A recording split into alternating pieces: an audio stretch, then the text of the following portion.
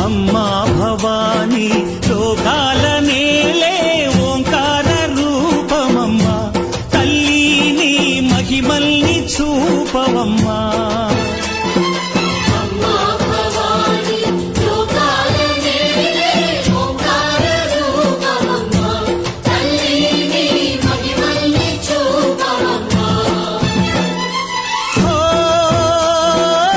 సృష్టికే దీపమా, శక్తికే మూలమా, సింహరథమే నీదమ్మా.